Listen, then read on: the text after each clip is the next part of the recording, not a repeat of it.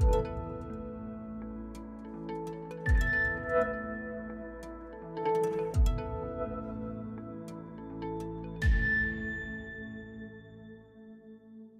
Denver talks today with former Assistant Secretary of Defense Lawrence Korb.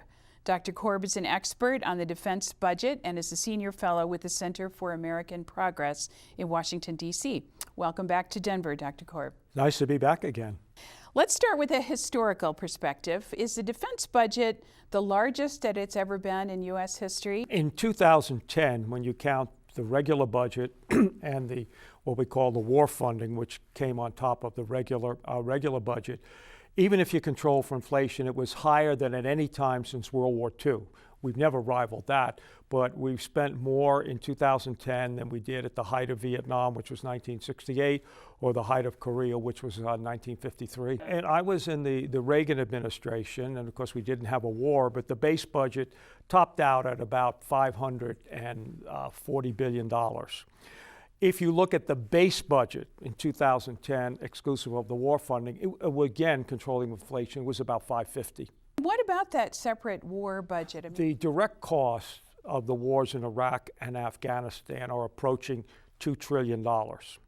But that's the direct cost. Now, the indirect costs, for example, veterans benefits, the fact that you had to borrow money in order to fight them, because these were the first significant conflicts in our history where we've never not raised taxes to pay for them. In fact, we cut taxes, so you basically had to borrow the money to fight the wars, and the bill will continue to come due for generations to come as those young men and young women who were physically, mentally wounded there continue to need our care. And what about a global perspective? Has the U.S. always been the largest spender on defense? Well, in fact, if you go back and you take a look at in the turn of the century, this century, the United States accounted for 1/3 of the world's military expenditures, 1/3 of the world's gross domestic product. By 2010, we were half the world's military expenditures, but only 20% of the world's economic output. Now we're cutting back, not just the war funding, but the base budget as a result of the Budget Control Act and this process known as sequestration. Basically, that will bring us back to, quote unquote, only 40% of the world's military expenditures. During the Cold War, it was very hard to figure out the real cost of the Soviet budget because they had a command economy and everything, but it was they probably were spending a little bit more on defense than we were during the Cold War. And one of the reasons was President Eisenhower decided that we did not want to match them dollar for dollar or tank for tank, but you would prevail in the Cold War with a more vibrant economy. And what happened is the Soviets strangled their economy by devoting so much of their capital, both fiscal and brain capital, to the so-called Cold War. One of your jobs along the way at Defense Department was to negotiate for other countries to pay their fair share. We have bases, for example, a lot of bases in Europe, have Japan, Korea. And what I would do is tell those countries that they ought to help us defer the cost of keeping those men and women there. I mean, we all experience terrorism. I mean, all of our airports and, all of our citizens need to be protected. Why shouldn't other countries pay a greater share of that burden?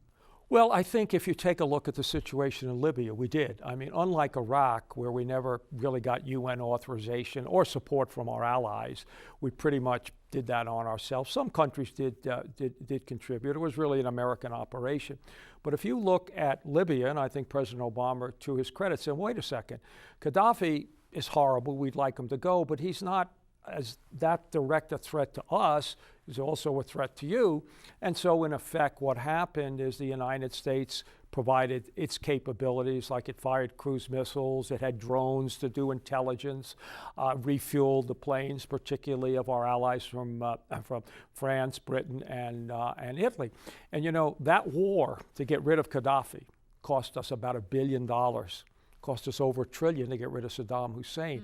So that's the way to go. And I think now as you take a look at Syria, I think President Obama is quite correctly saying, well, wait a second, this is not just an American concern. A lot of people should be concerned. And you know, if you really want the good model about how to fight a war when you don't have an existential threat like the Soviet Union, the first President Bush in the first Gulf War. We got 250,000 troops from other nations, and those that didn't or couldn't because of their constitutions or political process couldn't send troops actually sent money. And if you take a look at Syria, we're not the only, we're providing non-lethal lethal aid. You've got a lot of the countries in the region, the Saudis, for example, are providing help to the rebels. And so, I mean, I think that's, and if we should decide that we want to get more involved militarily, I think we ought to get contributions. I mean, the French were the ones who created this mess when they set up Syria, you know, after World War I. National security is just not military power. It's also soft power or diplomatic power. And we've taken a look and we said, all right, let's take the money that the government spends on the Department of Defense, Homeland Security, and Development, or the State Department. Could we make some trade-offs there that would really enhance our security? Because, you see, the State Department and the Development doesn't have a constituency in this country. So it's very, very hard. And I think Secretary Gates was saying, you know, we ought to put more money into the state, because if state, for example, AID doesn't have enough people to do development in an area, and we have the military there, they'll do it. But where I disagree with him, and I pointed out in that article, he doesn't want to take it from defense. He just wants to add it on. I say, no, I've taken a look, and we've done this under the Bush administration, now under Obama. You tell us how much you want to spend on all three, and we will tell you how to spend it differently. Let me give you an example where I think, and it's not just, you know, a soft power.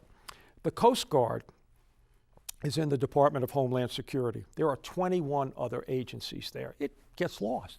Its total budget is less than the Defense Department spends on one program called missile defense.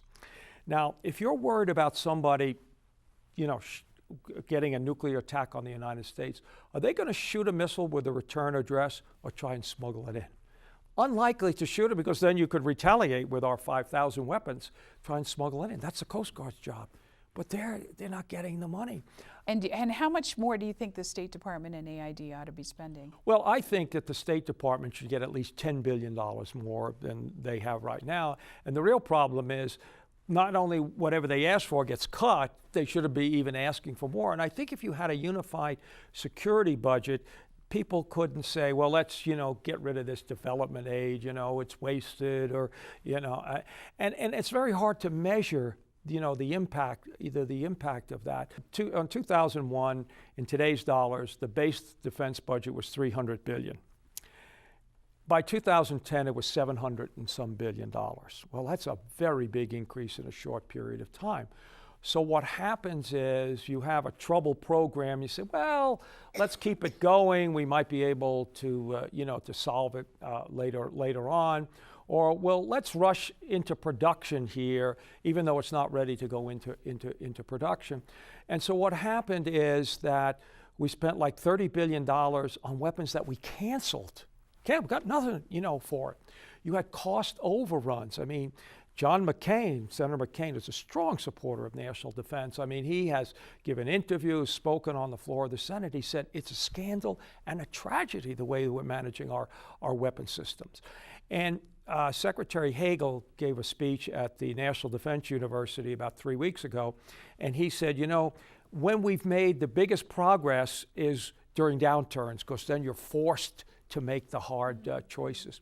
If you go back and take a look at the weapons we have today, you know, you're talking about stealth aircraft, GPS, precision-guided weapons, drones, and all of that type of thing. They were all started in the 70s when the defense budget went down drastically after Vietnam. As former Secretary of Defense Harold Brown, who was Secretary of Defense under President Carter, recently wrote in his book, he said, you know, we developed them. Reagan, when the budget went up, bought them, and then Bush got to use them.